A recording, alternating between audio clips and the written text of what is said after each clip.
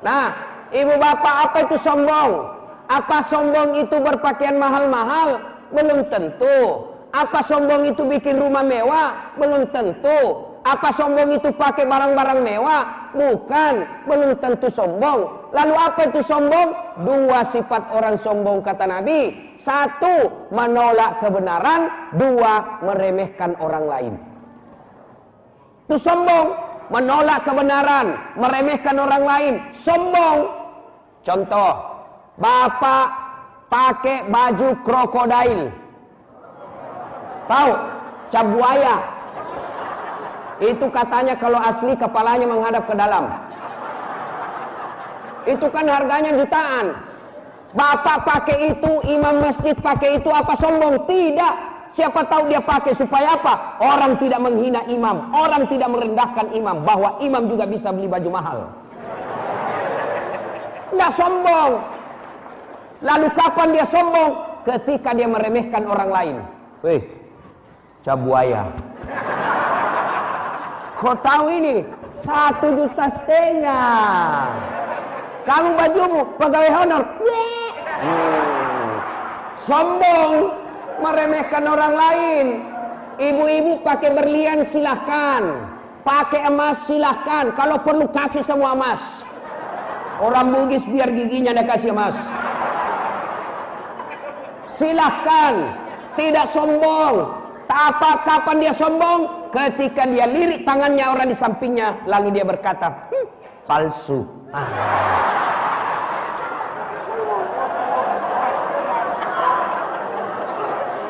Sombong. Jadi sombong itu meremehkan orang lain. Yang kedua, menolak kebenaran. Ada pegawai baru 1 tahun, cerdas, bagus ilmu pengetahuannya tentang pemerintahan, manajemen keuangan, dia cerdas. Lalu ada senior sudah 20 tahun menjabat, dikasih tahu sama junior, dia tidak mau terima. Apa kau tahu, kau baru-baru? Sombong. Kenapa? Menolak kebenaran. Abu Lahab, Abu Jahal, Abu Sofyan, Abu Gosok. Mereka semua lihat mukjizat. Mereka yakin bahwa apa yang disampaikan Muhammad benar. Mereka lihat kekuasaan Allah. Lalu mereka nolak kebenaran. Kenapa? Apa mereka tidak tahu? Dia tahu. Lalu kenapa dia tolak Muhammad? Karena apa? Muhammad Bani Hashim. Saya lebih mulia daripada Bani Hashim.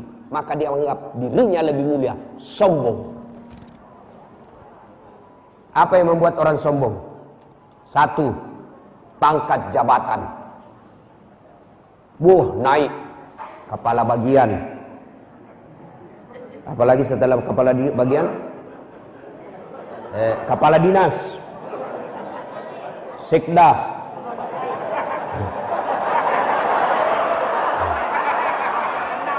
Nah, naik. Pak.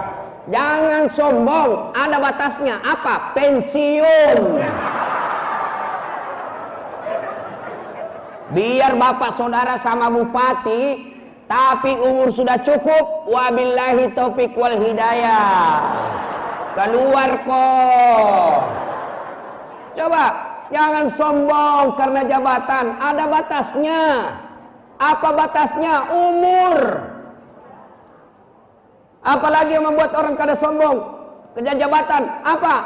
Kepala dinas. Kepala dinas mau sombong. Iya, kalau disuka sama bupati. Tapi kalau tidak disuka sama istrinya bupati,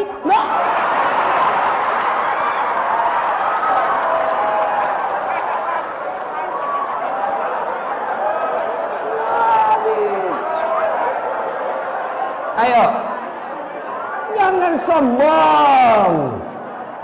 Bupati kok hari ini kepala dinas hari ini, tiba-tiba bupati dengar kau selingkuh,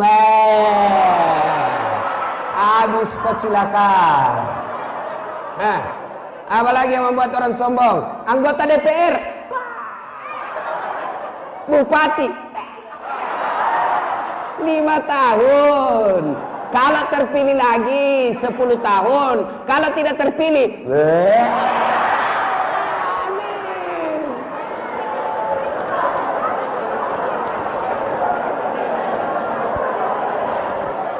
Maka pangkat, jabatan, jangan sombong. Ya, apalagi yang membuat orang sombong? Ilmu. Makin banyak kitab dia baca, makin banyak ilmu dia kuasai, setan masuk. Akhirnya apa? Sombong. Mana ciri-ciri orang yang ilmuwan sombong? Tidak mau menerima perbedaan pendapat. Coba, yang peluang banyak sombong itu ustadz. Ada enggak ustadz sombong? Banyak. Banyak teman saya waktu belum populer, saya miss call, dia langsung telepon. Siap ustadz. Waktu belum populer. Sekali sudah populer, saya telepon dari pagi sampai sore tidak diangkat-angkat. Begitu dia angkat, langsung dia bilang, siapa ya?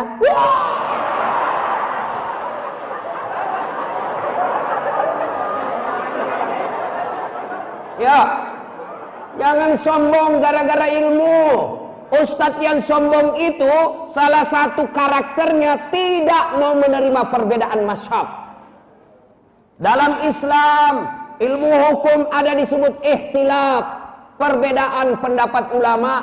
Salah satu ustadz yang sombong hanya merasa hanya dialah pendapatnya yang benar, pendapat yang lain salah, masuk neraka. Ini banyak ustadz begini sekarang. Apalagi yang ngaku ustadz. Baru belajar agama 6 bulan. Itu pun melalui YouTube. 3 menit habis kuotanya. Banyak yang begitu. Maulid bid'ah. Tidak ada pada zaman Nabi, masuk neraka. Nenekmu punya neraka? Masa gara-gara maulid kita dikasih masuk neraka, bos? Luasnya itu surga, kasih masuk juga kita. Meskipun di emper-emper saja, kau silakan di tengah, biarlah kami di belakang ini. Yang penting jangan kasih masukin neraka. Banyak itu ustadz begitu. Halal bihalal, bid'ah, tidak ada pada zaman Nabi. Saya bilang jangan kau juga ceramah pakai mic. Itu pakai mic, itu bid'ah, tidak ada pada zaman Nabi. Itu ceramah lah kau jangan pakai mic.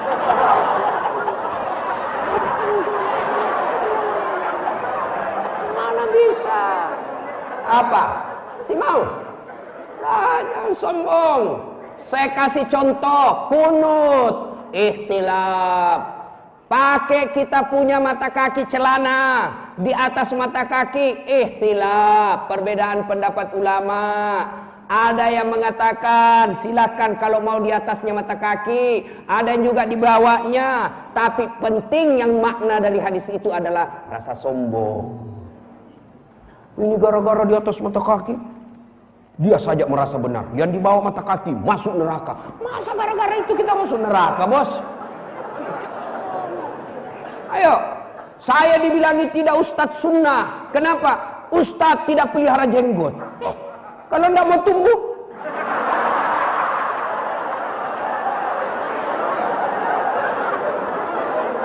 ini jadi masalah.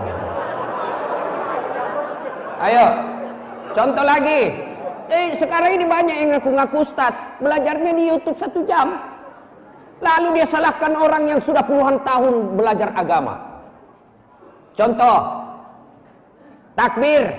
Selesai takbir, posisi tangan itu berbeda pendapat ulama. Allahu Akbar. 1, 2, 3 pas di atas dada. 3, 4 dibawa pusat. Bukan dibawa sekali ya. 5 lurus. Ini umumnya Syiah di Iran. Bapak mau begini silakan, jangan salahkan yang begini. Bapak mau begini silakan, jangan salahkan yang begini. Silakan. Mana yang betul? Betul semua. Mana yang salah? Kalau dia pakai 5-5-nya. Allah. Itu sudah pasti salah. Jelas? Jelas? Nah, jadi kalau kita dengar penceramah yang suka nyalah-nyalahkan orang, sudah, tidak usah ikut dia. Cukup kita bilang, oh baru 1 dia buku baca. Sudah. Ustadz yang sombong tidak mau menerima perbedaan pendapat. Saya kalau ada ustadz petantang petenteng merasa dirinya hebat, saya cuma tanya, kalau begitu tabe ustadz, tolong terjemahkan alif lam mim. Apa? Mati kutu. Kau bilang hebat, Yasin aja kau tidak bisa terjemahkan. Apa artinya? Utitu minal ilmi illa qalila. Saya tidak kasih kau ilmu kecuali sangat sedikit. Maka jangan sombong dengan ilmu. Allah marah, dia cabut kita punya ilmu. Akhirnya apa? Pikun. Berapa banyak orang pikun sekarang pada bisa sembuh? Apa ada obatnya obat pikun? Tidak ada. Kalau sudah pikun, habis. Ini cerita warung kopi nih. Ada ilmuwan, tinggi sekali ilmunya. Dosen, banyak sekali gelarnya. Untuk kalau tadi Ustadz Dasat itu masih ada satu gelarnya kurang. Ada yang bilang, sama saja dokter dengan PhD. Beda. Kalau di depan DR, tuh DR, D besar, R besar, itu berarti S3-nya dalam negeri. Kalau dia di belakang PhD, Philosophy of Doctor, itu berarti luar negeri. Alhamdulillah Ustadz ini 2 doktornya. 1 doktor dalam negeri, 1 doktor luar negeri. 1 doktor ilmu komunikasi politik, 1 doktor syariat Islam. Ini sombong? Tidak, klarifikasi.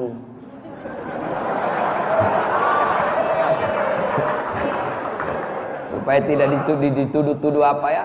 Harus dipasang. Kenapa dipasang Ustaz? Karena susah dapatnya. Tujuannya apa? Supaya orang-orang juga tidak meremehkan Ustadz. Supaya orang bilang, ternyata Ustadz bisa juga tinggi sekolahnya. Supaya anak-anak termotivasi. Nah, adalah orang ini dosen, banyak sekali gelarnya, tinggi ilmunya.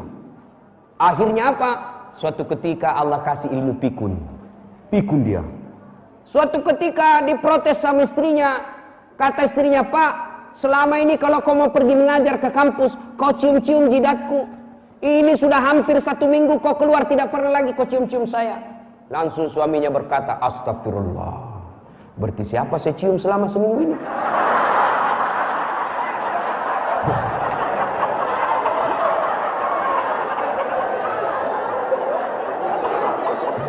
Ternyata siapa dicium? Pembantunya. Masya Allah. Mau sombong, Allah cabut ilmunya, pikun. Tidak bisa lagi dibedakan mana istri mana pembantu. Tapi pian-pian juga jangan modus. Mantam-mantam pembantunya seksi, istrinya gendut, sudah jelek, pura-pura pikun, pembantunya terus dihantam. Ini modus. Ya, jangan sombong. Tidak boleh sombong gara-gara harta ilmu. Jangan sombong gara-gara pangkat. Yang ketiga, apalagi yang membuat orang sombong? Harta kekayaan. Belajarlah dari Qarun. Qarun ini orang kaya pada zamannya. Luar biasa kekayaannya. Kekayaannya, peti kunci-kunci petinya, kunci-kunci gudang uangnya, kunci-kunci gudang hartanya. Onta yang bawa, kuncinya Pak, onta yang bawa. Biasanya kan kita yang bawa onta, kulkas, kursi. Ini kunci dibawa sama onta. Begitu banyaknya dia punya gudang harta. Suatu ketika masyarakat bertanya pada zaman itu, ya Qarun, kau dapat dari mana ini harta? Apa jawaban Qarun? Ini hasil usaha saya, ini jeripaya saya, tidak ada hubungan dengan Tuhan. Marah Allah. Sombong kau rupanya Qarun. Kau tidak mau mengakui bahwa hartamu itu adalah rezeki dariku. Akhirnya Allah murka. Qarun dilaknat Allah. Tenggelam dimakan bumi. Tenggelamlah Qarun dengan harta-hartanya. Maka orang Indonesia kalau dia dapat harta dari dalam tanah, maka disebut harta karun.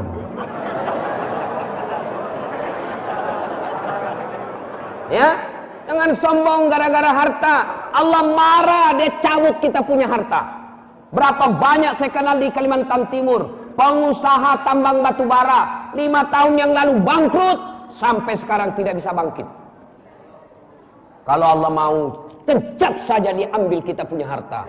Oke lah, tetap kaya, tetap banyak asetnya, tetap banyak depositonya. Allah marah karena dia sombong. Akhirnya apa? Dia titip penyakit dalam dirinya. Sehingga apa? Banyak duitnya, tapi banyak penyakitnya. Banyak duitnya, tidak ada bisa dia makan. Itu banyak orang kaya saya lihat, depositonya banyak, asetnya miliaran, tapi dilarang makan nasi. Apa enaknya kalau sudah dilarang makan nasi? Saya baru-baru ini Pak Bupati, saya baru-baru pulang ceramah di Milan, Italia. Tahu Milan? Roma, tahu? Itu Bantu licin, belok kiri sedikit. Saya udah sampai di sana dikasih roti, pizza. Saya bilang sama panitia, saya ini orang Bugis, perut saya perut Bugis, tidak mempan kalau ketemu roti. Biar kau kasih saya 2 baskom pizza, tidak mempan. Carikan saya nasi. Tidak bisa saya ceramah kalau tidak ketemu nasi. Ayo, duit miliar dilarang makan nasi, dilarang makan daging, dilarang makan garam, dilarang makan gula, dilarang makan yang pedas-pedas, dilarang makan petsin. Apa saja bisa dia makan. Ubi rebus. Uangnya 8 miliar cuma bisa makan ubi rebus. Dia ke dokter, masuk pesta. Saya sering ditraktir orang kaya. Orang kaya ajak saya makan. Begitu dia berhadapan meja makan, saya berhadapan meja makan. Apa dalam hati? Masya Allah, enaknya semua. Mana dulu saya makan ini? Ini orang kaya begitu berhadapan meja makan. Apa dipikir? Asam urat, kolesterol, ginjal, lemak, prostat. Apa dada? Apa?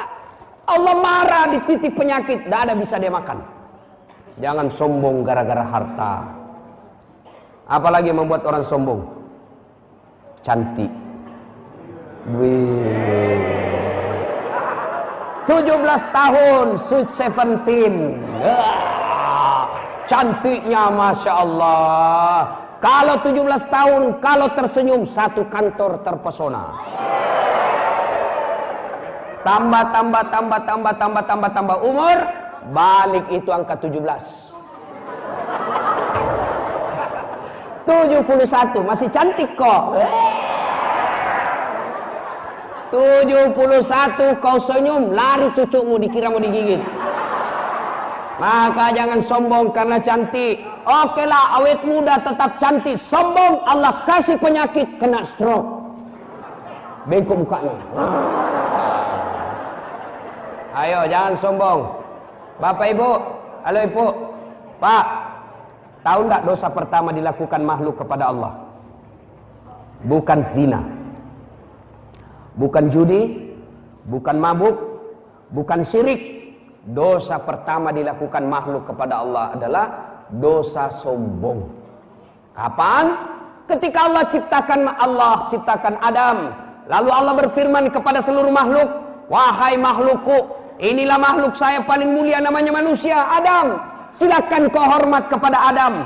Malaikat hormat, tumbuhan binatang hormat. Satu yang tidak mau, iblis laknatullah alaih. Iblis berkata, saya tidak mau ya Allah. Kenapa? Adam diciptakan dari tanah, saya diciptakan dari api. Unsur kejadian saya lebih mulia dari Adam. Adam baru diciptakan, saya sudah lama diciptakan. Saya senior dari Adam. Masa senior hormat sama junior? Gengsi dong. Allah murka dan marah. Iblis, kau sombong rupanya. Kau merasa lebih mulia daripada Adam. Sorga tidak layak bagi mereka yang sombong. Keluar kau dari sorgaku. Iblis sudah dalam sorga. Sombong, keluar dari sorga. Itu sudah dalam sorga. Iblis sombong, keluar dari sorga. Apalagi yang kita masih di Kota Baru. Jangan sombong. Oke? Jangan sombong. Bapak Ibu, dalam hadits qudsi Allah jelaskan, ada 3 teman setan di dunia. 3 teman setan di dunia. Satu di antaranya adalah ghaniyun Mutakabbir, orang kaya yang sombong. Kaya pangkat, pejabat sombong, temannya setan. Kaya harta, hartawan sombong, temannya setan. Kaya ilmu, ilmuwan sombong, temannya setan. Kaya kecantikan, rupawan, sombong, temannya setan. Tapi orang masih bisa maklum. Kaya, terkenal, banyak duitnya, tinggi jabatannya, sombong. Ya maklum, orang masih maklum. Kenapa? Memang dia kaya, pantaslah dia sombong. Tapi temannya setan. Tapi kalau sudah miskin, pengangguran, tidak terkenal, jelek mukanya, bau keteknya, sombong lagi. Bukan temannya setan, kau sudah jadi setan, cilaka.